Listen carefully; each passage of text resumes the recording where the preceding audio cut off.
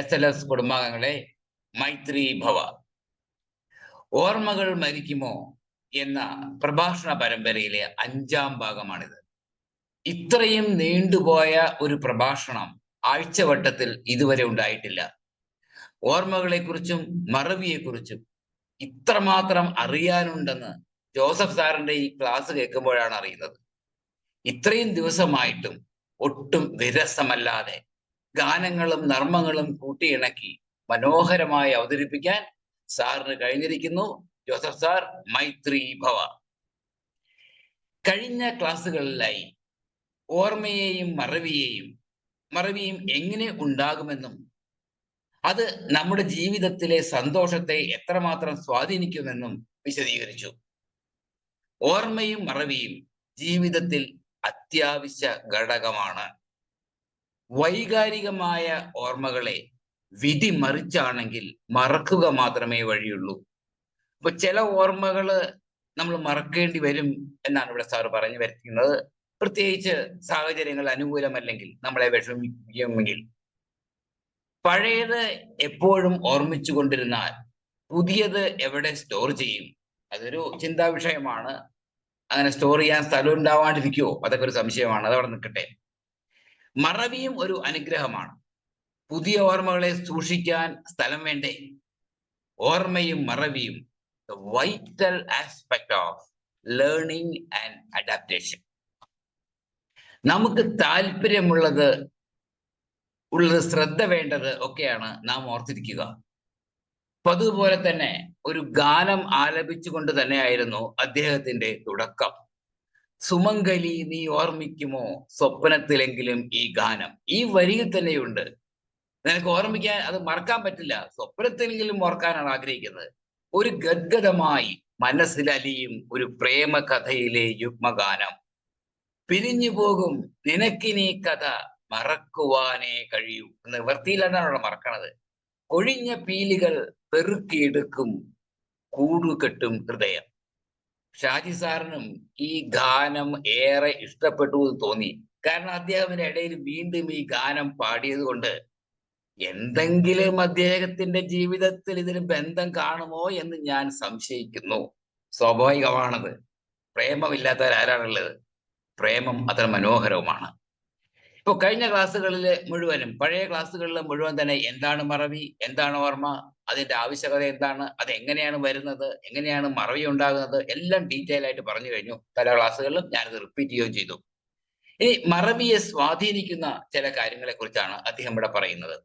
ഇപ്പോ മറക്കാൻ ശ്രമിക്കുമ്പോഴും ചില റിട്രീവൽ സൂചനകൾ നമ്മളിൽ നിറയുന്നു.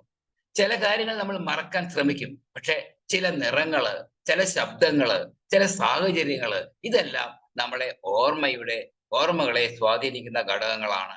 പലപ്പോഴും മറക്കാൻ ശ്രമിക്കുമ്പോഴും ഇതേപോലുള്ള കാര്യങ്ങൾ നമ്മുടെ മനസ്സിലേക്ക് വരും. മനസ്സ് ഒരു അരിപ്പയാണ്. വേണ്ടത് സൂക്ഷിക്കണം, വേണ്ടാത്തത് കളയാനും കഴിയണം.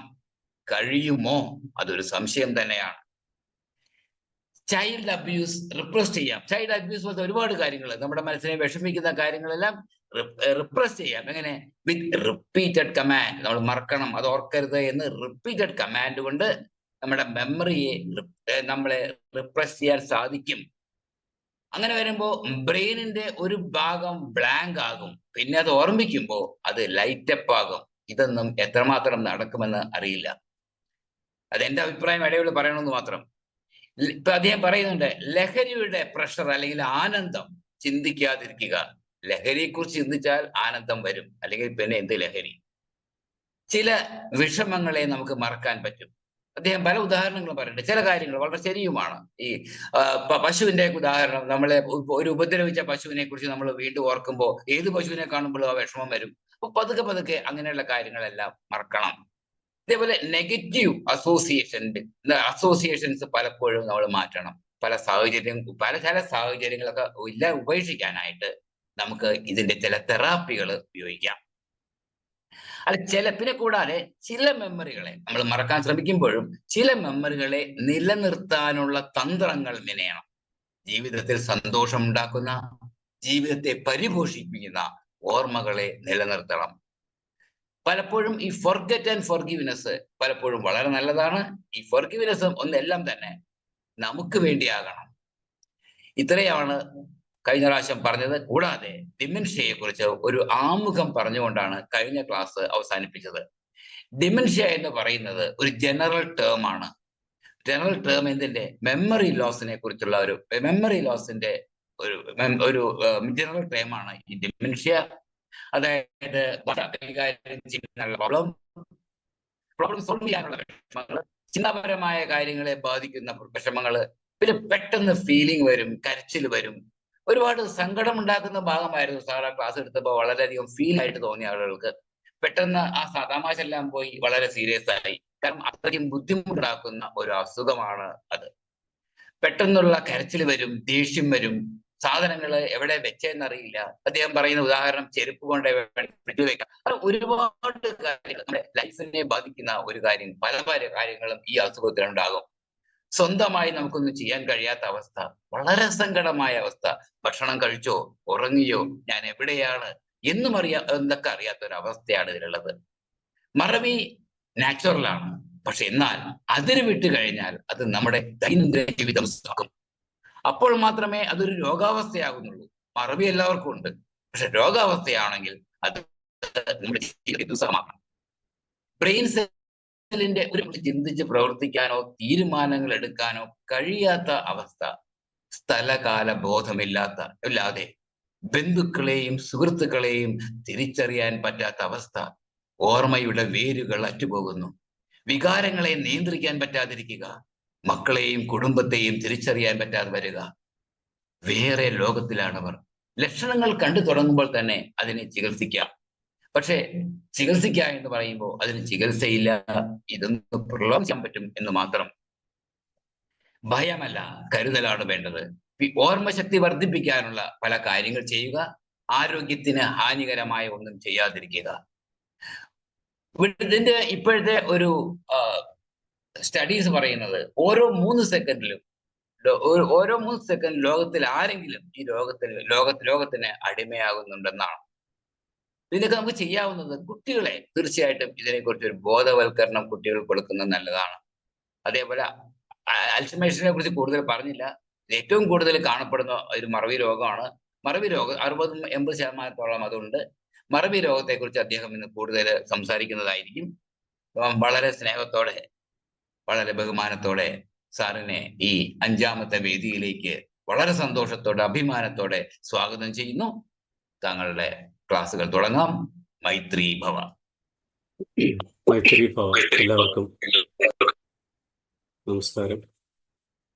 സർവേശ്വരനും ഗുരുക്കന്മാർക്കും മാതാപിതാക്കൾക്കും സന്നിഹിതരായിരിക്കുന്ന ഗുരുസ്ഥാനീയർക്കുമെല്ലാം എൻ്റെ നമസ്കാരം. നമ്മുടെ അടുത്ത 5ാമത്തെ സെഷൻ അല്ലേ, ഒരാളെ തന്നെ 5 പ്രാവശ്യമൊക്കെ തുടർച്ചയായിട്ട് കേട്ടിരിക്കുക എന്ന് പറയുന്നത് ബോറടിക്കുന്ന പരിപാടിയല്ലേ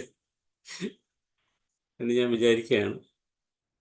എങ്കിലും നിങ്ങൾ കാണിക്കുന്ന ആ സ്നേഹത്തിനും സാഹോദര്യത്തിനും നന്ദി പറഞ്ഞുകൊണ്ട് നമുക്ക് അടുത്ത സെഷനും ആരംഭിക്കാം. സാഹോദര്യം എന്ന് പറഞ്ഞത് ഷാജി സാർ എന്നെ ആദ്യം പരിചയപ്പെടുത്തിയപ്പോൾ സഹോദര തുല്യ സ്നേഹം കാത്തു സൂക്ഷിക്കുന്ന ഒരാളാണെന്ന് പരാമർശിക്കുകയുണ്ടായി. നമുക്ക് ടോപ്പിക്കിലേക്ക് വരാം. നമ്മൾ ഓർമ്മയെക്കുറിച്ചും മറവിയെക്കുറിച്ചും ഒക്കെ കഴിഞ്ഞ സെഷൻസിൽ സംസാരിച്ചു. ഇത് രണ്ടും ആവശ്യമുള്ള കാര്യമാണെന്നൊക്കെ പറഞ്ഞു. പക്ഷേ അതിനുശേഷം അവസാന ഭാഗത്ത് നമ്മൾ ഒരു പ്രധാനപ്പെട്ട കാര്യത്തെക്കുറിച്ചാണ്, ഇന്ന് ലോകം അഭിമുഖീകരിക്കുന്ന ഒരു വിഷയത്തെക്കുറിച്ചാണ് നാം ചർച്ച ചെയ്തത്. മറവി രോഗങ്ങൾ, ഡിമെൻഷ്യ, അൽസൈമേഴ്സ്. അങ്ങനെയുള്ള മനുഷ്യർ വേറൊരു ലോകത്താണ്. അവരൊന്നും അറിയുന്നില്ല, ചിന്തിച്ച് പ്രവർത്തിക്കാൻ അറിയില്ല, കമ്മ്യൂണിക്കേറ്റ് ചെയ്യാൻ പറ്റുന്നില്ല, സ്വന്തം കാര്യങ്ങൾ തനിയെ ചെയ്യാൻ പറ്റുന്നില്ല. അങ്ങനെയുള്ള ഒരു കൂട്ടര് ഈ ലോകത്ത് നമ്മളോടൊപ്പം സഞ്ചരിക്കുന്നുണ്ട്. പലപ്പോഴും ഒരു സ്റ്റിഗ്മ നമ്മുടെ സമൂഹത്തിലുണ്ട്. ഇങ്ങനെയുള്ളവരെ മാറ്റി നിർത്തണം, ഇവരൊരു ഭാരമാണ്, ബുദ്ധിമുട്ടാണ്, അല്ലെങ്കിൽ അധിക പ്രസംഗമാണ്, അല്ലെങ്കിൽ അഹങ്കാരമാണ് ഈ കാണിക്കുന്നത് എന്നൊക്കെയുള്ള ചിന്ത, ഒരു സ്റ്റിഗ്മ നിലനിൽക്കുന്നുണ്ട്. അത് നമ്മൾ തീർച്ചയായും അവബോധം കൊടുത്തുകൊണ്ട്, നമ്മൾ ബോധ്യപ്പെട്ടുകൊണ്ട് മാറ്റിയെടുക്കേണ്ടതുണ്ട്. എന്താണ് ഡിമെൻഷ്യ എന്നും എന്താണ് അൽഷൈമേഴ്സ് എന്നും ഒരു ഐഡിയ കഴിഞ്ഞ സെഷനിൽ കിട്ടിയിട്ടുണ്ടാവും. നമ്മുടെ ഊർമിള ടീച്ചറെ നിങ്ങളൊക്കെ ഓർക്കുന്നുണ്ടാവും അല്ലേ? ആ ടീച്ചറിൻ്റെ ആ അന്ത്യ നാളുകളൊക്കെ എങ്ങനെയായിരുന്നിരിക്കുക എന്നുള്ളതും നമുക്ക് ഊഹിക്കാവുന്നതേ. ഞാൻ എൻ്റെ ഒരു എക്സ്പീരിയൻസ് നിങ്ങളോട് ഷെയർ ചെയ്യും.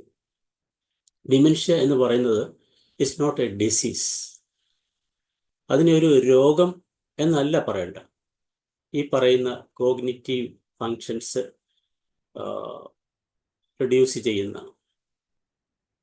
ഒരു അവസ്ഥയാണ്. അപ്പോൾ അങ്ങനെ ഒരു അവസ്ഥ വരുമ്പോൾ that will affect the whole body അല്ലേ? നമ്മുടെ തലച്ചോറാണല്ലോ നമ്മുടെ എല്ലാ പ്രവർത്തനങ്ങളും നിയന്ത്രിക്കുന്നത്. ഒരു ഗ്രൂപ്പ് ഓഫ് കണ്ടീഷൻസ് ആണ്. ആ കണ്ടീഷൻ ബ്രെയിനിനെ ബാധിക്കുന്നതാണ്. ബ്രെയിനിനെ ബാധിക്കുമ്പോൾ automatically that will affect our memory, thinking, decision making, social abilities, മറ്റുള്ളവരുമായിട്ട് ഇടപഴകാനും ഒക്കെയുള്ള പ്രശ്നങ്ങളെയൊക്കെ ബാധിക്കും. Because it affects the brain cells. Brain സെൽസിൻ്റെ ഡാമേജ് കൊണ്ടാണ് ഇത് സംഭവിക്കുന്നത് എന്നുള്ളത് മനസ്സിലാക്കുക. ലോകത്തിൽ വൃദ്ധജനങ്ങൾ കൂടി വരുന്നു എന്നാണ് ലോകാരോഗ്യ സംഘടന പറയുന്നത്.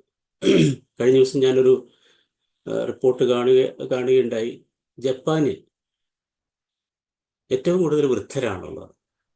അവിടുത്തെ കൊച്ചു തലമുറ എക്കാളും വൃദ്ധർ നിറഞ്ഞ ഒരു രാജ്യം എന്ന പോലെ പറഞ്ഞു.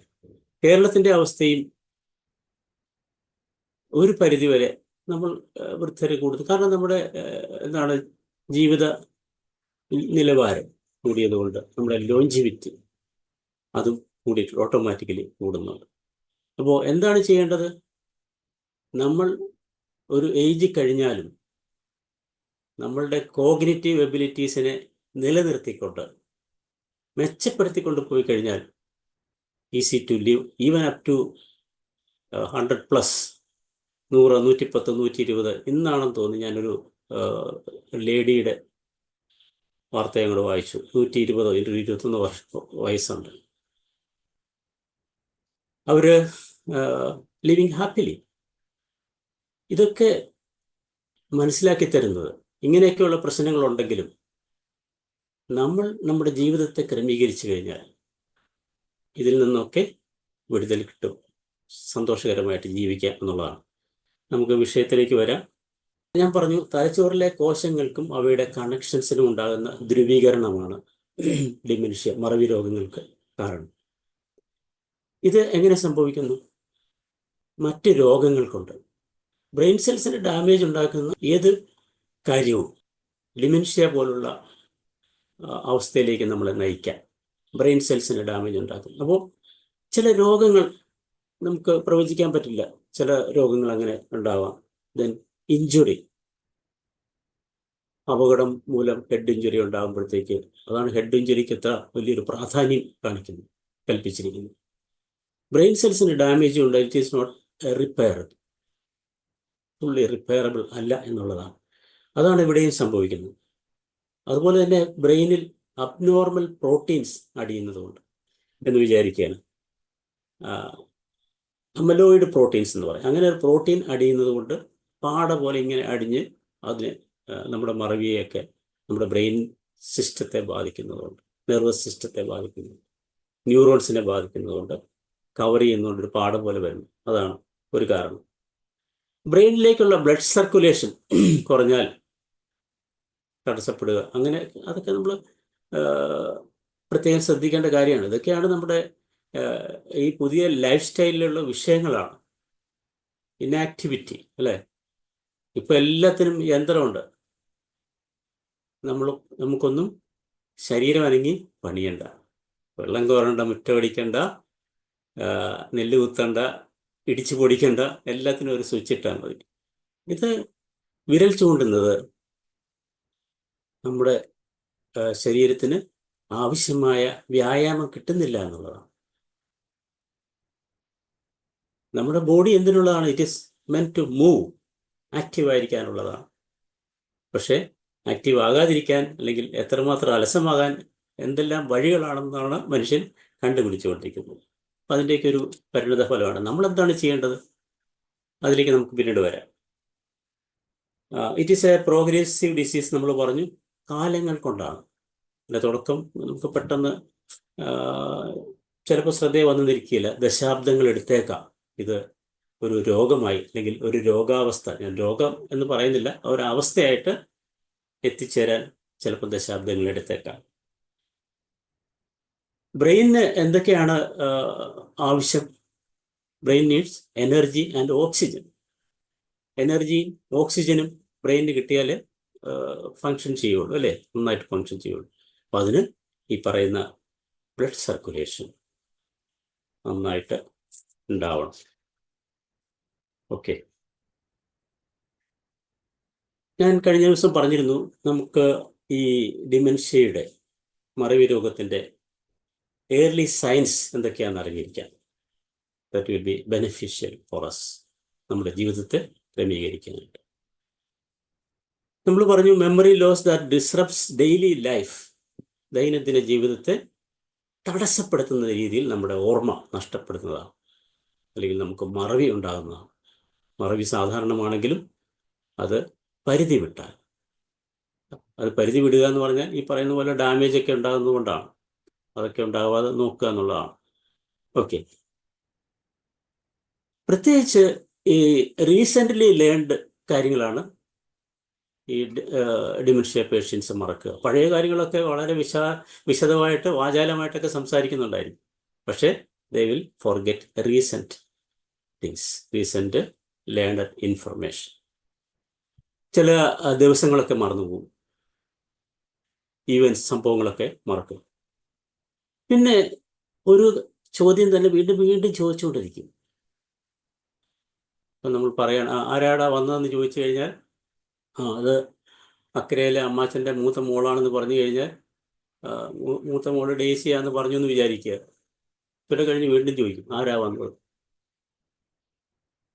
അവർ അത് സ്റ്റോർ ചെയ്യുന്നില്ല, മെമ്മറിയിലില്ല, വീണ്ടും വീണ്ടും ആവർത്തിച്ചുകൊണ്ടേയിരിക്കും. ഇതൊക്കെ പലപ്പോഴും ദേഷ്യം ഉണ്ടാക്കും, അല്ലേ? ഇതറിയാത്തവർക്കാണെങ്കിൽ ദേഷ്യം ഉണ്ടാകും, പ്രശ്നം ഉണ്ടാകും.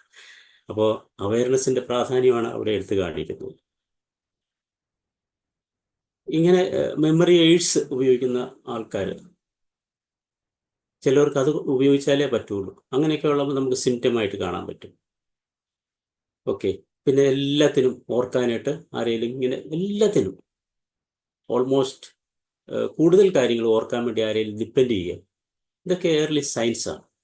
ഓക്കെ, ഇത് ഏജ് റിലേറ്റഡ് ആയിട്ടും വരാമല്ലോ എന്നൊരു സംശയം ചോദിക്കാം, അല്ലേ? ഏജ് റിലേറ്റഡ് ആയിട്ടും വരാം. സംടൈംസ്, നേരത്തെ പറഞ്ഞതുപോലെ സംടൈംസ് ഫോർഗെറ്റിംഗ് ഈസ്, ചിലരുടെ പേര് മറന്നു പോകും, സ്ഥലം, അങ്ങനെയുള്ള കാര്യങ്ങൾ. ചില അപ്പോയിൻമെൻറ്റുകൾ നമ്മൾ ഫിക്സ് ചെയ്താൽ ചിലപ്പോൾ മറന്നു പോകും, ചിട്ടിക്ക് പൈസ അടയ്ക്കാൻ മറന്നു പോകും. ഇങ്ങനെയുള്ള കാര്യങ്ങളൊക്കെ ക്വൈറ്റ് നോർമലാണ്. ഒരു ഏജ് വരുമ്പോഴത്തേക്ക് ഏജ് റിലേറ്റഡ് ആണെന്ന് നമുക്ക് പറയാം. അത് ഒരു ഡിമെൻഷ്യയുടെ ഇതായിട്ട് അല്ല എന്നുള്ളതാണ് ഞാനിവിടെ സൂചിപ്പിച്ചത്. Challenges in planning, solving problems. ഒരു കാര്യം പ്ലാൻ ചെയ്ത് എക്സിക്യൂട്ട് ചെയ്യാൻ അവർക്ക് പറ്റില്ല, കാരണം തിങ്കിങ്ങിനെ അഫക്റ്റ് ചെയ്യുന്നു. അതുകൊണ്ട് തിങ്കിങ് ആൻഡ് പ്രോബ്ലം സോൾവിങ് സ്കില്ലിനെ അഫക്റ്റ് ചെയ്യുന്നതുകൊണ്ട് കണക്ക് കൂട്ടുക അല്ലെങ്കിൽ പ്ലാൻ ചെയ്യുക ഇതൊക്കെ പറ്റില്ല. ഒരു ഫെമിലിയർ റെസിപ്പി ആണെങ്കിലും അത് മറന്നുപോകും. May have difficulty in concentrating, ശ്രദ്ധിക്കുന്നതിൽ ഡിഫിക്കൽറ്റി ഉണ്ടാവും. പ്രവർത്തന മാന്ദ്യം, നമുക്കറിയാം ബ്രെയിൻ ഫാക്കൽറ്റിയെ ഇങ്ങനൊരു അവസ്ഥ വന്നു കഴിഞ്ഞാൽ എല്ലാ കാര്യങ്ങളുടെയും പ്രവർത്തനങ്ങൾ മാന്ദ്യമായിരിക്കും.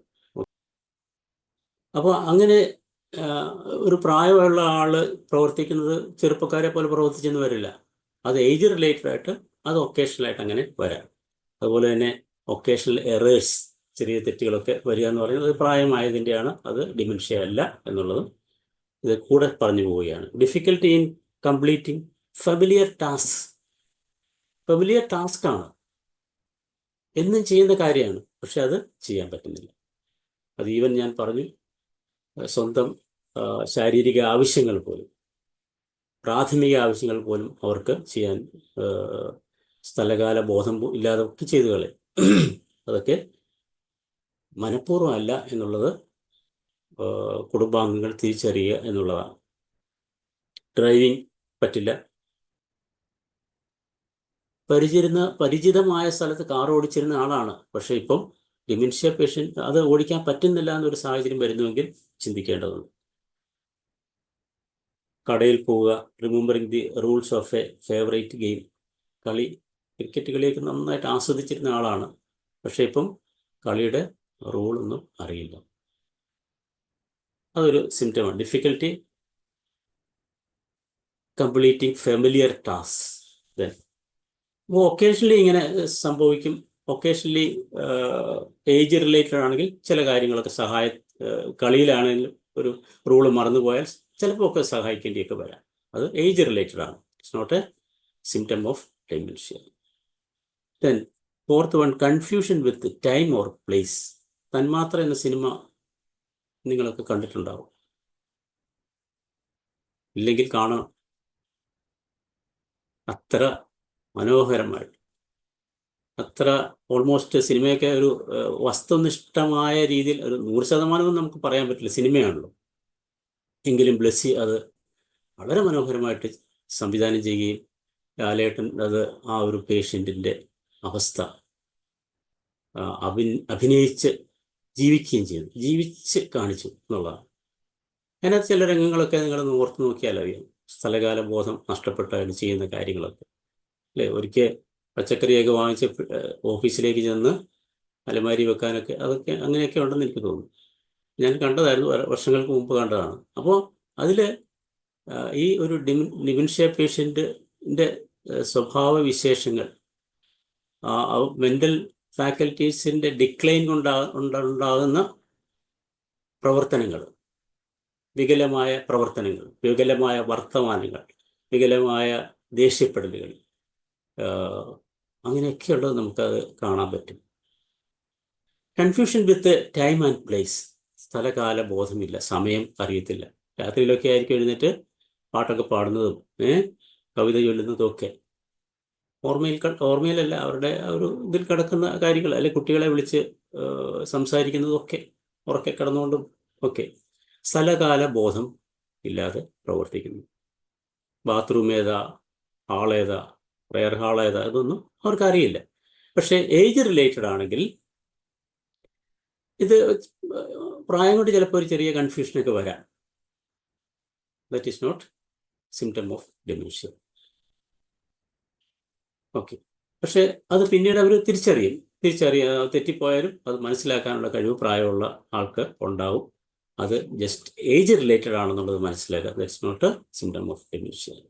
Trouble understanding usual images and spatial relationships. അപ്പോൾ അതൊക്കെയാണ് ഈ വഴിയിലൊക്കെ ഇറങ്ങുമ്പോഴത്തേക്ക് വഴിയുടെ നടുക്കൊക്കെ നിന്നുകളെ. ട്രബിൾ അണ്ടർസ്റ്റാൻഡിങ് വിഷ്വൽ ഇമേജസ്, വരുന്നത് കാണുന്നത് ശരിക്കും മനസ്സിലാക്കാൻ പറ്റുന്നില്ല, എത്ര അകലത്തിലാണെന്ന് അറിയാൻ പറ്റത്തില്ല. മനസ്സിലായോ? അപ്പോൾ സ്പേഷ്യൽ എന്ന് പറയുന്ന സ്പേസുമായിട്ട് കമ്പയർ ചെയ്തുള്ള അതിൻ്റെ ഡിസ്റ്റൻസ് അറിയാൻ പറ്റുന്നില്ല എന്നുള്ളതാണ്. ഓക്കെ, വിഷ്വൽ ഇമേജസ് ശരിക്കും ക്ലിയർ ആയിട്ട് കാണാൻ പറ്റത്തില്ല, കണ്ണിനെയൊക്കെ ബാധിക്കും. Some people living with dementia could experience vision challenges. എന്ന് വെച്ച് നമുക്ക് കണ്ണിനെതിരൊരു വിഷയം വന്നു കഴിഞ്ഞാൽ അത് സംശയിക്കേണ്ട കാര്യമില്ല, അത് ടെസ്റ്റ് ചെയ്ത് വേണ്ട പ്രതിവിധി ചെയ്താൽ മതി. എത്ര അകലത്തിലാണ്, എത്ര അടുത്താണ് എന്നുള്ളതൊന്നും അവർക്ക് അറിയില്ല. ഏജ് റിലേറ്റഡ് ആണെങ്കിൽ vision challenges due to cataract, അതൊക്കെ ആയിരിക്കാം. Next one, problems with words, spelling, writing. വാക്ക് കിട്ടത്തില്ല. സംസാരിച്ചുകൊണ്ട് വരുമ്പോഴത്തേക്ക് ഇവിടെ എന്താണ് പറയേണ്ടതെന്നുള്ളത് അവർക്ക് മനസ്സിൽ വരില്ല, കിട്ടത്തില്ല. അപ്പോൾ സംസാരിക്കുന്നതിൽ വളരെയധികം ബ്രേക്ക് വരും. അപ്പോൾ തന്നെ അവർക്ക് തന്നെ ഒരു വിഷമം തോന്നും, അല്ലേ, ബുദ്ധിമുട്ട് തോന്നും. Problems with words in speaking, writing, എഴുതുന്നതിലും ബുദ്ധിമുട്ടുണ്ടാകും. അവരുടെ ഓർമ്മകൾ എന്തെങ്കിലും ഉണ്ടെങ്കിൽ that will be broken memories, മുറിഞ്ഞ ഓർമ്മകൾ. അതാണ് ഞാൻ ഒരു പകൽ വീട്ടിൽ ചെന്നപ്പോഴത്തേക്ക് ഭാർഗവി എന്ന് പറയുന്ന അമ്മച്ചി എന്നോട് വന്ന് സംസാരിച്ചത്. ചില ഓർമ്മകൾ ശരിയാണ്, മകളുടെ പേരും മകൻ്റെ പേരും ഒക്കെ അവർ പറയുന്നുണ്ട്. ഒരമ്മയ്ക്ക് ചിലപ്പം എന്തെല്ലാം മറന്നാലും മക്കളുടെ പേര് മറക്കാൻ പറ്റും. പക്ഷേ വേറൊരു കണ്ടീഷനിലേക്ക് എത്തിയ ഒരാളെ സംബന്ധിച്ച് മകളാണോ മകനാണോ എന്നൊന്നും തിരിച്ചറിയാൻ പറ്റില്ല. പേരും അറിയത്തില്ല, ഒന്നും അറിയത്തില്ല. ഓക്കെ, അപ്പോൾ അവരെ പരിചരിക്കുമ്പോൾ എന്താ ചെയ്യേണ്ടത്? ബി പേഷ്യൻറ്റ്, കാമായിരിക്കുക, പേഷ്യൻ്റ് ആയിരിക്കുക. ഒരു ബുദ്ധിമുട്ടുള്ള കാര്യം തന്നെയാണ്. ഓക്കെ, ദേ റിപ്പീറ്റ് ദംസെൽസ്, തന്നെ താൻ പറഞ്ഞുകൊണ്ടിരിക്കും, അല്ലേ? ഹൗ ട്രബിൾ വിത്ത് വൊക്കാബുലറി, വാക്കുകൾ കിട്ടില്ല. ഫെമിലിയർ ഓബ്ജക്ട്സിനെ പോലും തിരിച്ചറിയാൻ പറ്റത്തില്ല. നമ്മളൊരു വാച്ച് കാണിച്ചിട്ട് ചോദിച്ചാൽ ഇത് ക്ലോക്ക് അല്ലേടാ എന്ന് ചോദിക്കും. വാച്ചാണെങ്കിൽ ചിലപ്പോൾ ഒരു ചെറിയൊരു കണക്ഷൻ ഉണ്ടാകും. വാച്ച് ക്ലോക്ക് അല്ലേ എന്ന് ചോദിക്കും. അപ്പം അങ്ങനെയുള്ള കറക്റ്റ് തിരിച്ചറിയാൻ പറ്റാത്ത ഒരു അവസ്ഥയാണ്. ഓക്കെ, ഏജ് റിലേറ്റഡ് ആണെങ്കിലോ പിന്നെ നമ്മൾ എങ്ങനെ അവരോട് സംസാരിക്കുക? കൂടുതലും വാക്കുകൾ ഉപയോഗിക്കാതെ ആംഗ്യ ഭാഷയിലൂടെയൊക്കെ അവരുമായിട്ടൊരു കെമിസ്ട്രി ഉണ്ടാക്കുക, അവരുമായിട്ടൊരു അണ്ടർസ്റ്റാൻഡിങ്ങിൽ ഒരു രസതന്ത്രം നമ്മൾ ബിൽഡപ്പ് ചെയ്യണം. അതാണ് അവരെ കെയർ ചെയ്യുന്നവർ ശ്രദ്ധിക്കേണ്ടത്. അവർക്ക് ഇഷ്ടപ്പെട്ട ജോലികൾ, അവരെ പ്രകോപിപ്പിക്കരുത്. ഇഷ്ടമില്ല എന്ന് പറഞ്ഞു കഴിഞ്ഞാൽ അത് നീ ഇപ്പോൾ കഴിച്ചേ പറ്റൂ എന്ന് പറഞ്ഞ് നിർബന്ധിക്കാൻ പാടില്ല. അല്ലെങ്കിൽ കുഞ്ഞുങ്ങളെ പരിചരിക്കുന്ന പോലെ അവരെ ശ്രദ്ധിക്കേണ്ടിയിരിക്കുന്നു. ഏജ് റിലേറ്റഡ് ആണെങ്കിലോ ചിലപ്പോൾ നമുക്കാണെങ്കിലും ചില വാക്കുകളൊക്കെ ചില സന്ദർഭങ്ങളിൽ കിട്ടാതെ വരും. ദാറ്റ് ഈസ് ഏജ് റിലേറ്റഡ്, അല്ലെങ്കിൽ സാധാരണ എന്നുള്ളതാണ് ഞാൻ പറഞ്ഞത്. Next, misplacing things. നല്ലൊരു ഉദാഹരണം ഞാൻ ഇന്നലെ തന്നെ പറഞ്ഞു കഴിഞ്ഞു.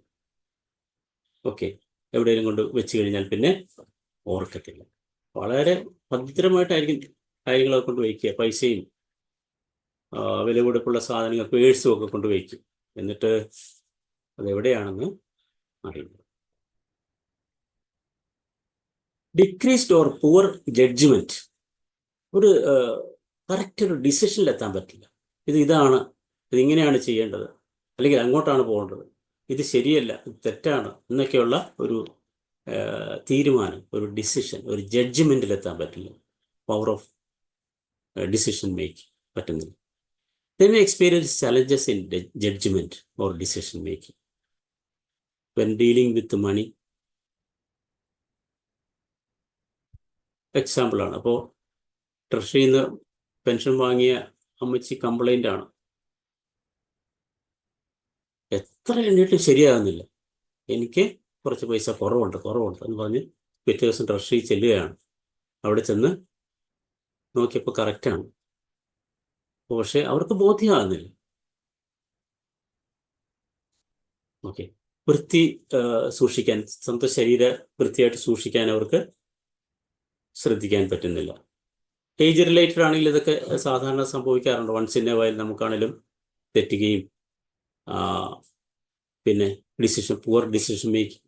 അതിൻ്റെ കാര്യം പറയുകയാണെങ്കിൽ നമുക്ക് എല്ലാവർക്കും ഉണ്ടല്ലേ പുവർ ഡിസിഷൻ മേക്കിംഗ് എന്ന് പറയുന്നത്. അവരെ മാത്രം പറഞ്ഞിട്ട് കാര്യമില്ല. പക്ഷെ ഇതൊരു രോഗത്തിൻ്റെ ഒരു അവസ്ഥയിലേക്ക് വരിക എന്ന് പറയുമ്പോൾ അത് മുന്നോട്ടുള്ള പോക്കിനെ തടസ്സപ്പെടുത്തുന്ന രീതിയിലുള്ള പരാജയമായിരിക്കും അത്. 9th one, withdrawal from work or social activities. മറ്റുള്ളവരായിട്ട് കമ്മ്യൂണിക്കേറ്റ് ചെയ്യാൻ ബുദ്ധിമുട്ടാണ്. സംസാരിച്ചൊരു കാര്യം അവരെ ബോധ്യപ്പെടുത്താനോ തിരിച്ച് മനസ്സിലാക്കാനോ പറ്റാത്തപ്പം എന്ത് ചെയ്യും? ദൈവം ഒന്ന് ഉൾവലിയും, അല്ലേ? അങ്ങനെയുള്ള സ്ഥലത്ത് പോകണ്ട എന്നൊക്കെ ആവും. ചിലപ്പോൾ അവിടെ വഴക്കിട്ടിട്ടായിരിക്കും വന്നത്, നിർബന്ധം ഒക്കെ കാണിച്ച്. അപ്പോൾ അവിടെ സോഷ്യൽ ലൈഫിൽ നിന്നും പുറകോട്ട് പോകാനുള്ളൊരു സാഹചര്യം അല്ലെങ്കിൽ ഒരു ടെൻഡൻസി കാണിക്കും.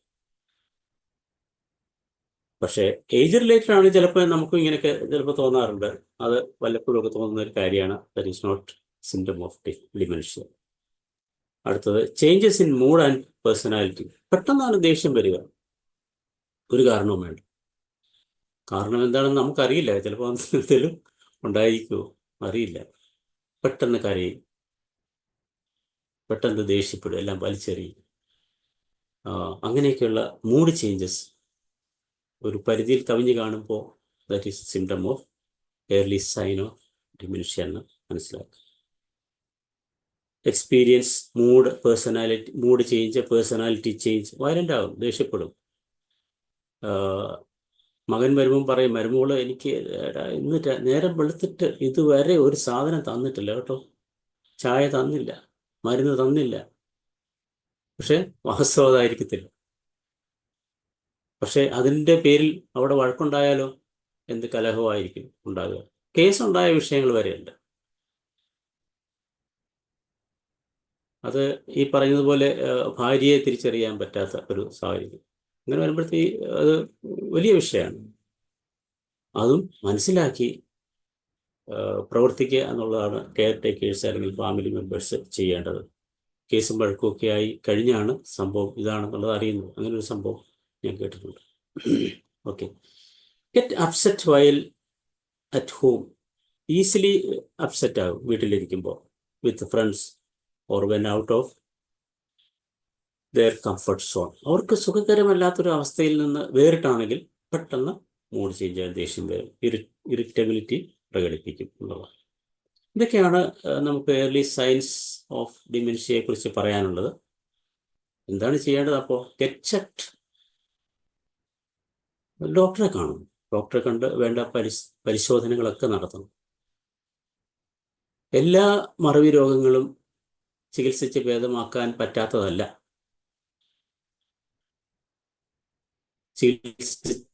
അതിൻ്റെ കാരണം എന്താണെന്ന് അറിഞ്ഞു കഴിഞ്ഞാൽ ക്യാൻ ബി ട്രീറ്റഡ്. ഇപ്പോൾ വാസ്കുലാർ ഡിമെൻഷ്യ എന്ന് പറയുന്ന ഡിമെൻഷ്യയുടെ ധമനി രോഗങ്ങളുടെ, ഇപ്പോൾ ബ്രെയിനിലേക്കുള്ള ബ്ലഡ് സർക്കുലേഷൻ്റെ കുറവുകൊണ്ടൊക്കെ അങ്ങനെ ഉണ്ടാകുന്ന വാസ്കുലർ ഡിമെൻഷ്യ ഒരു പരിധിവരെ ചികിത്സിച്ച് ഭേദമാക്കാവുന്നതാണ്. ഈ ഡിമെൻഷ്യയുടെ ക്ലാസിഫിക്കേഷൻ നടത്തിയിരിക്കുന്നത് ഏത് കാരണം കൊണ്ടുണ്ടാകുന്നു എന്നുള്ളതിനെ ബേസ് ചെയ്താണ്. എന്തായാലും അഭിലഷണീയമല്ലാത്ത രീതിയിലുള്ള പെരുമാറ്റങ്ങളും പെരുമാറ്റ വൈകല്യങ്ങളും ഒക്കെ കണ്ടു കഴിഞ്ഞാൽ, ഓർമ്മയെ സംബന്ധിച്ചും ഡിസിഷൻ മേക്കിങ്ങിനെ കുറിച്ചും ഒക്കെ ഉണ്ടെങ്കിൽ ഡോക്ടറെ കൺസൾട്ട് ചെയ്യുന്നത്. പല ചെക്കപ്പും അതിന് ചെയ്യാനുണ്ട് എന്നുള്ളതാണ്. ശ്രദ്ധിക്കേണ്ടത്, don't discuss with wrong people. ഇങ്ങനെ വരുമ്പോൾ നമ്മൾ ശരിക്കും മെഡിക്കൽ അറ്റൻഷൻ തന്നെ ഡോക്ടറെ തന്നെ കാണുക എന്നുള്ളതാണ്. ആരെങ്കിലും പറയുന്നത് കേട്ട് അങ്ങനെ ചെയ്യാം, ഇങ്ങനെ ചെയ്യാം, അവിടെ കൊണ്ടുപോകാം, ഇവിടെ കൊണ്ടുപോകാം എന്നല്ല ചെയ്യേണ്ടതെന്ന് പറയുന്നു. അപ്പോൾ അവർ പല ടെസ്റ്റുകളും ചെയ്യും. മെഡിക്കൽ ഹിസ്റ്ററി എടുക്കും, മെൻ്റൽ സ്റ്റാറ്റസ് ടെസ്റ്റ് എടുക്കും, ഫിസിക്കൽ ആൻഡ് ന്യൂറോളജിക്കൽ എക്സാമിനേഷൻസ് നടത്തും, ഡയഗ്നോസ്റ്റിക് ടെസ്റ്റുകൾ എടുക്കും, ബ്രെയിൻ മാപ്പിംഗ് നടക്കും. ഇതെല്ലാം പിന്നെ CT സ്കാനും MRI ഒക്കെ വരെ എടുക്കും. അതെന്തിനാണെന്നറിയാമോ? ഇത് ഈ മറവി എന്നുള്ളത് വേറെ എന്തെങ്കിലും കാരണം കൊണ്ടുണ്ടായതാണോ എന്നറിയാൻ വേണ്ടിയാണ്. വേറെ എന്തെങ്കിലും കാരണം കൊണ്ട് മറവി ഉണ്ടാകാമല്ലോ. അത് മറവി രോഗം അല്ലെങ്കിൽ ഡിമെൻഷ്യ ആകണമെന്നില്ല. ഡിമെൻഷ്യ അല്ല എന്ന് നമ്മൾ കൺഫേം ചെയ്ത് കഴിഞ്ഞാൽ ദാറ്റ് ക്യാൻ ബി ട്രീറ്റഡ്. അതൊരു തീരുമാനത്തിലെത്തുന്നതിന് വേണ്ടിയാണ്. ഡിമെൻഷ്യ ആണോ അല്ലയോ, വേറെ എന്തെങ്കിലും കാരണം കൊണ്ടുള്ള മറവി രോഗമാണോ എന്നറിയാനായിട്ടാണ് ഈ MRI സ്കാൻ, CT സ്കാൻ ഉൾപ്പെടെയുള്ള കാര്യങ്ങളൊക്കെ ചെയ്യുന്നത്. അപ്പം അങ്ങനെ എങ്ങാനും അതിൻ്റെ ഒരു കാരണം കണ്ടു കിട്ടിയാൽ നമുക്ക് ട്രീറ്റ് ചെയ്യാം എന്നുള്ളൊരു ആശ്വാസം അവിടെ ഉണ്ട്. ഓർമ്മക്കുറവ് പല കാരണങ്ങൾ കൊണ്ടും ഉണ്ടാകാം. ഒരു അസുഖത്തിൻ്റെ ഭാഗമായിട്ട് ഓർമ്മക്കുറവ് വരാം. ആ അസുഖം ചികിത്സിച്ച് ഭേദമാക്കിയാൽ ഓർമ്മക്കുറവ് മാറും. That means that is not dementia, അല്ലേ? അതുപോലെ ചില തൈറോയ്ഡ് ഹോർമോണിൻ്റെ തകരാറുകൊണ്ട്, വൈറ്റമിൻ ഡെഫിഷ്യൻസി കൊണ്ട്, പിന്നെ നമ്മുടെ മെമ്മറി സർക്യൂട്ടിൽ ബ്ലോക്ക് ഉണ്ടാകുന്നതുകൊണ്ട്, നേരത്തെ നമ്മൾ പറഞ്ഞ ഇഞ്ചുറി, ഓക്കെ, അതൊക്കെ ചിലപ്പോൾ ഭേദമാക്കാൻ പറ്റുമായിരിക്കും. അപ്പോൾ കോസ് കണ്ടുപിടിക്കുക എന്നുള്ളതാണ് ഏറ്റവും പ്രധാനം. ബ്രെയിൻ മാപ്പിംഗ്, പിന്നെ സ്ട്രക്ചറൽ ഇമേജിംഗ് വിത്ത് MRI ഞാൻ പറഞ്ഞു, CT scan. Structural imaging can reveal structural imaging കൊണ്ട് ട്യൂമേഴ്സ് ആണോ എന്ന് അറിയാൻ പറ്റും. അതിൻ്റെ കുഴപ്പം കൊണ്ടാണോ, അല്ലെങ്കിൽ എവിഡൻസ് ഓഫ് സ്ട്രോക്ക് ഉണ്ടോ എന്ന് അറിയാൻ പറ്റും. എന്തുകൊണ്ടാണ് ഈ മറവി വന്നത്? Damage from severe head trauma കൊണ്ടാണോ? A building up of fluid in the brain. ഏതെങ്കിലും ഫ്ലൂയിഡ് നിറഞ്ഞാൽ, ഈ അമിലോയിഡ് ബീറ്റ തന്നെ ആവണമെന്നില്ല, അൽഷിമേഴ്സ് ഉണ്ടാക്കുന്ന ആ ഒരു ഫ്ലൂയിഡ് ആകണമെന്നില്ല, വേറെ എന്തെങ്കിലും ഫ്ലൂയിഡ് കൊണ്ടാണെങ്കിൽ അത് ട്രീറ്റ് ചെയ്താൽ മറവി ഓർമ്മ തിരിച്ചു കിട്ടും. ഓക്കെ, ബ്ലഡ് ടെസ്റ്റുകൾ. അപ്പോൾ നമുക്ക് പ്രധാനമായിട്ട് അറിയേണ്ടത് ഇതൊക്കെയാണ് അവസരങ്ങൾ, ഡിമെൻഷ്യയുടെ കാര്യങ്ങൾ. എങ്ങനെ നമുക്ക് ഇതിൽ നിന്നും മോചനം നേടാം, അല്ലെങ്കിൽ ഇത് വരാതെ നോക്കുക എന്നുള്ളതാണ്. അതിലേക്ക് നമുക്കൊന്ന് പോയാലോ? ഡിമെൻഷ്യ എങ്ങനെ തടയാം, അതാണ് ഏറ്റവും നമുക്കൊക്കെ ആവശ്യമുള്ള കാര്യമാണ്. ഇപ്പോൾ പുകവലി അങ്ങനെ ആരും ചെയ്യുന്നവരില്ലെന്ന് എനിക്ക് തോന്നുന്നു. അല്ലെങ്കിൽ പുകവലി ഒരു വലിയ കാരണമാണ്. സ്മോക്കിംഗ് കിൽസ് ന്യൂറോൺസിനെ നശിപ്പിക്കുന്ന ഒരു കാര്യമാണ് smoking. The brain cells are affected. 80% സാധ്യത പുകവലിക്കാരിലുണ്ടെന്നാണ് പറയുക. അത്രമാത്രം കറക്റ്റ് ആണെന്ന് അറിയത്തില്ല, സ്റ്റഡിയാണ്. Keep BP and cholesterol under control. നമ്മുടെ BPയും കൊളസ്ട്രോളും നിയന്ത്രിച്ച് നിർത്തുക. Stay active. നമ്മൾ തുടക്കത്തിൽ പറഞ്ഞ അതാണ്. മനുഷ്യരിപ്പോൾ ഒന്നും മേനി അനങ്ങാതെ എങ്ങനെ ജീവിക്കാം എന്നുള്ളതാണ് ഗവേഷണം നടത്തിക്കൊണ്ടിരിക്കുന്നത്. പക്ഷെ അങ്ങനെ നല്ല കാര്യങ്ങൾക്ക് വേണ്ടി അത് ഉപയോഗിക്കാം. അപ്പോൾ എന്ത് ചെയ്യണം? അതിനെ കോമ്പൻസേറ്റ് ചെയ്യാനായിട്ട് നമ്മൾ ബോധപൂർവം നമ്മുടെ ബോഡി ആക്റ്റീവായിട്ട് നിലനിർത്തണം, എക്സസൈസ് ചെയ്യണം. Okay, stay active and be healthy. Physical inactivity is a major cause for dementia. Physical inactivity.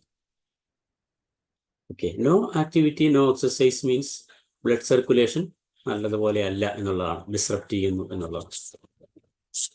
നമ്മൾ പറഞ്ഞു ബ്രെയിൻ നന്നായിട്ട് ഫങ്ഷൻ ചെയ്യണമെങ്കിൽ that should get energy and blood, oxygen. So get involve in activities. Exercise ചെയ്യുക, അമിതഭാരം അമിതവണ്ണം ഒക്കെ. Eat well. നല്ല ശീലമാക്കും, നല്ല ഭക്ഷണക്രമം. അപ്പോൾ അതിൽ നമ്മൾ ശ്രദ്ധിക്കേണ്ടത് എങ്ങനെയുള്ള ഭക്ഷണത്തിനാണ് നമ്മൾ തിരഞ്ഞെടുക്കേണ്ടത്. എങ്ങനെയുള്ള ഭക്ഷണമാണെന്ന് ആർക്കെങ്കിലും പറയാമോ? ഇതിപ്പോൾ ഞാൻ തന്നെ അങ്ങനെ സംസാരിച്ച് പോവാണ്, കാരണം ഇന്ന് തീർക്കാൻ വേണ്ടിയാണ് ഞാൻ ഉദ്ദേശിക്കുന്നത്. എങ്ങനെയുള്ള ഭക്ഷണമായിരിക്കാം? ബാലൻസ്ഡ് ഡയറ്റ് വേണം. ദെൻ ഈ ഫാസ്റ്റ് ഫുഡിൻ്റെ പുറകെയാണ് ഇപ്പോൾ മനുഷ്യർ പോകുന്നത്, ടേസ്റ്റിൻ്റെ പുറകെയാണ് പോകുന്നത്. അത് നിയന്ത്രിക്കണം. ഫാസ്റ്റ് ഫുഡ് നമുക്ക് നല്ലതല്ല. ഒരു കാര്യം ഓർത്താൽ മതി, നമ്മൾ തിരഞ്ഞെടുക്കുന്ന ഭക്ഷണം is it good for our heart? നമ്മുടെ ഹൃദയത്തിന് നല്ലതാണോ, നമ്മുടെ ബ്രെയിനിന് നല്ലതാണോ എന്നുള്ളത് നോക്കുക. Okay, avoid or limit junk foods avoid ചെയ്യുക. പ്രോസസ്ഡ് ഫുഡും നല്ലതല്ല.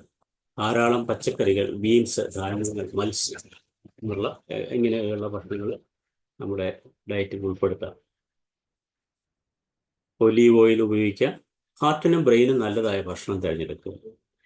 Sleep well. സ്ലീപ്പിനെ കുറിച്ച് നമ്മൾ കഴിഞ്ഞ ദിവസം സംസാരിച്ചതാണ്, അതുകൊണ്ട് ഞാനത് കൂടുതൽ പറയുന്നില്ല. 6 to 8 hours ഉറക്കം നിർബന്ധമാണ്. അതുകൊണ്ടാണ് നമ്മൾ 7 എന്നുള്ളൊരു സംഖ്യ എടുത്തത് കഴിഞ്ഞ പ്രാവശ്യം. 7 + 8 + 9 എന്നുള്ളത്. ഉറക്കക്കുറവ് നാഡീകോശങ്ങളെ അനാരോഗ്യകരമാക്കും, നാഡീകോശങ്ങളുടെ ആരോഗ്യത്തെ ബാധിക്കും. ഉറക്കത്തിൽ എന്താണ് സംഭവിക്കുക? Recycling and repair of damaged cells happen. ഉറക്കത്തിൽ സംഭവിക്കുന്ന കാര്യമാണ്. അപ്പോൾ ഉറക്കം ഇല്ലെങ്കിലോ ഈ കാര്യം നമുക്ക് കിട്ടില്ല. Recycling and repair of damaged cells നടക്കില്ല. The brain may clean out Alzheimer's plaques during sleep. ഈ പ്ലേക്ക് എന്ന് പറഞ്ഞല്ലോ, ഒരു പാട ഉണ്ടാകുന്ന ഒരു സംഭവം പറഞ്ഞല്ലോ, അത് ഉറക്കത്തിൽ അതിനെ ക്ലീൻ ചെയ്യും. ഇപ്പം നല്ല ഉറക്കം കിട്ടാത്തവർക്ക്, നല്ല ഉറക്കമില്ലാത്തവർക്ക് ഇതിനുള്ള സാധ്യത ഉണ്ടെന്നുള്ളത് പറയാനുള്ള കാരണം അതാണ്. Sleep deprivation disturbs garbage removal process. അവിടെ നടക്കുന്നത് ഗാർബേജ് റിമൂവൽ പ്രോസസ്സാണ് ഉറക്കത്തിൽ നടക്കുന്നത്. ആ ഗാർബേജ് റിമൂവൽ പ്രോസസ്സ് നടക്കണമെങ്കിൽ നല്ല ഉറക്കം വേണം. ഉറക്കം പ്രോപ്പറായിട്ടില്ലെങ്കിൽ ആ ഒരു cleaning process, garbage removal process ഭംഗിയായിട്ട് നടക്കില്ല എന്നുള്ളതാണ്. അപ്പോൾ ഉറക്കം മസ്റ്റാണ്. ദെൻ എൻജോയ് ഗെയിംസ്, നമ്മുടെ ബ്രെയിനിന് നല്ല ഹാപ്പിനെസ് തരുന്ന, അത് സ്ട്രെസ് കുറയ്ക്കും. സ്ട്രെസ് നമ്മുടെ ബ്രെയിൻസിൽ നല്ലതാണോ? അല്ല. അപ്പോൾ ഗെയിംസ് കളിക്കുക, നമ്മുടെ ബ്രെയിനിന് ആക്ടിവേറ്റ് ആക്കുന്ന അങ്ങനെയുള്ള കളികളിൽ ഇൻവോൾവ് ചെയ്യുക. Avoid alcohol consumption, drug abuse എന്ന് പറയുമ്പോൾ ഈവൻ ആവശ്യമില്ലാതെ മരുന്ന് കഴിക്കുന്നത് പോലും നല്ലതല്ല. പെയിൻ കില്ലേഴ്സ് കൂടുതൽ ആവശ്യമില്ലാതെ കഴിക്കുക, അല്ലേ? ആൻറ്റിബയോട്ടിക് ഡോക്ടറെ കാണാതെ കഴിക്കുക, ഇങ്ങനെയൊക്കെ ചെയ്യുന്ന ആൾക്കാരാണ് മലയാളികൾ. അപ്പം എന്തെങ്കിലും കുറച്ചൊക്കെ അറിയാം എന്ന് വെച്ച് സ്വയം ചികിത്സിക്കുന്നത്, അതൊക്കെ അപകടകരം. ഡ്രഗ് അബ്യൂസ് എന്ന് പറയുമ്പോൾ അതിനകത്ത് എല്ലാം വരും. മയക്കുമരുന്നും അതുപോലുള്ള മരുന്നിൻ്റെ ദുരുപയോഗം.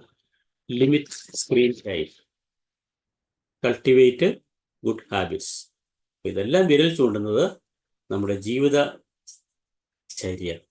ദിനചര്യ, നമ്മുടെ ജീവിതക്രമം, ആഹാരക്രമം, ഇതെല്ലാം കറക്റ്റ് ചെയ്ത് കഴിഞ്ഞാൽ ഇതിനെ നമുക്ക് പ്രിവെൻറ്റ് ചെയ്യാമെന്നുള്ളതാണ്. Cultivate good habits, change your habits to change your life. നമ്മുടെ ലൈഫ് പോസിറ്റീവായിട്ട് മാറ്റുവാൻ വേണ്ടി നല്ല ഹാബിറ്റ്സ് ഉണ്ടാക്കുക. ഏതൊക്കെയായിരിക്കും നല്ല ഹാബിറ്റ്സ് ഇതിന് ഉപയോഗപ്രദമായിട്ടുള്ള? പറയൂ.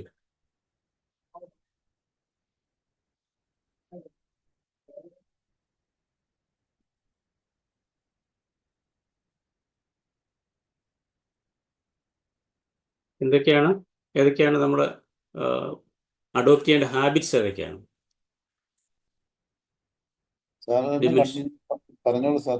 ഡിമെൻഷ്യ പ്രിവെന്റ് ചെയ്യാനായിട്ട് എന്താണ്? റീഡിങ് അല്ലേ?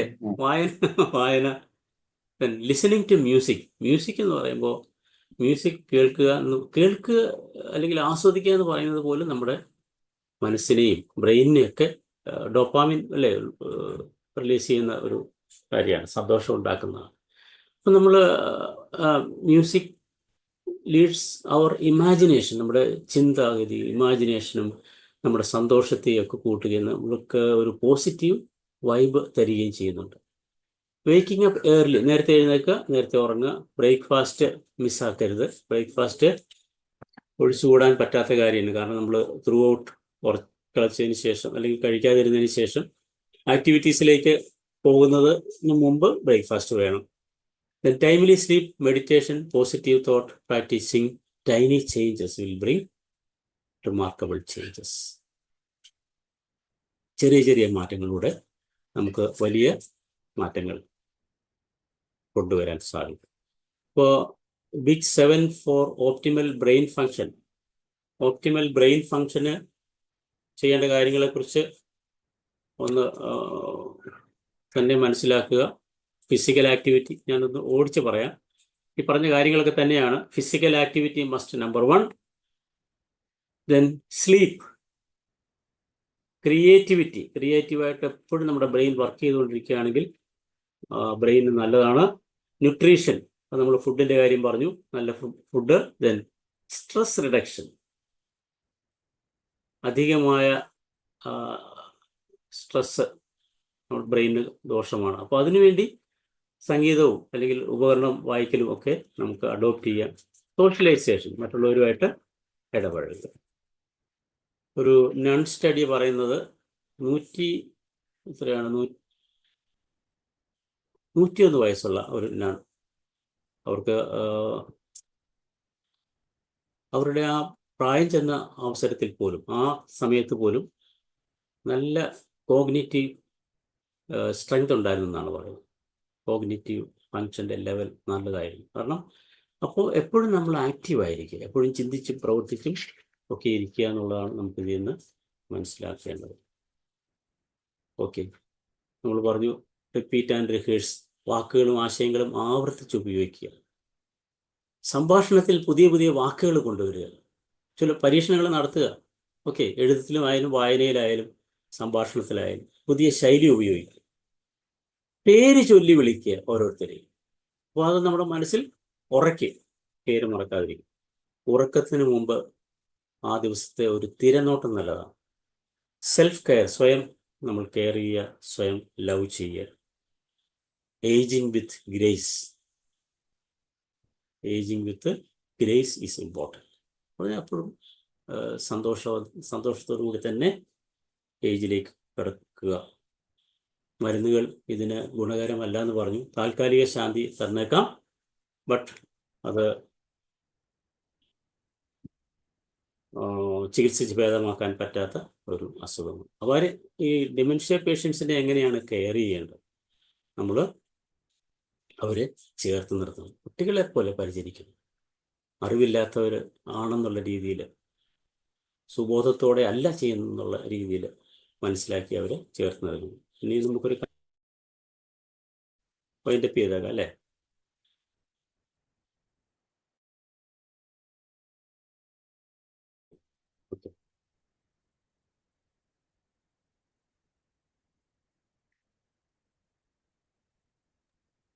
ഓക്കെ,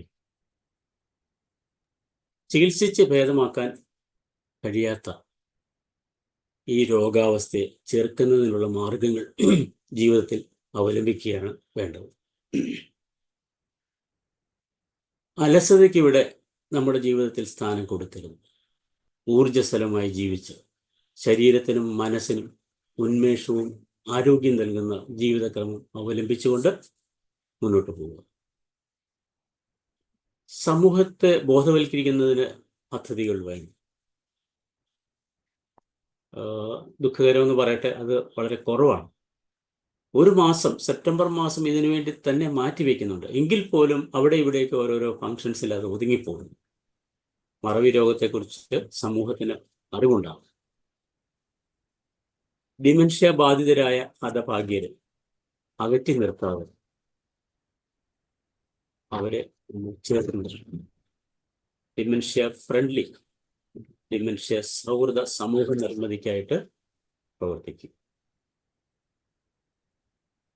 അവസാനിക്കുകയാണ്. എല്ലാവർക്കും നന്ദി പറഞ്ഞുകൊണ്ട് നിർത്തുന്നു. ഓർമ്മകൾ ഓർമ്മകൾ ഓടക്കുഴലൂതി സമയമായമുനയോ പിറകിലേക്കൊഴുകിയോ മധുരമണിനാദം മാടി വിളിക്കുന്നു. ഓർമ്മകൾ ഓർമ്മകൾ ഓടക്കുഴലൂതി. നമുക്ക് ഇങ്ങനെ അവസാനിപ്പിക്കണം എന്ന് കരുതി തന്നെയാണ് ഞാൻ ഈ രണ്ടുപേരും പാടിയത്. കാരണം നമ്മൾ ഡിമെൻഷ്യയെ കുറിച്ച് കൂടുതൽ ചിന്തിച്ച് അങ്ങനെ പോകണ്ട. ഓർമ്മകളെ കുറിച്ച്, ആ ഓർമ്മയിലേക്ക് തിരിച്ചു വന്നിട്ട് മനോഹരമായ ഒരു എൻഡിങ് ആയിട്ട് ഇത് പര്യവസാനിക്കട്ടെ എന്ന് ആഗ്രഹിച്ചാണ്. Thank you all once.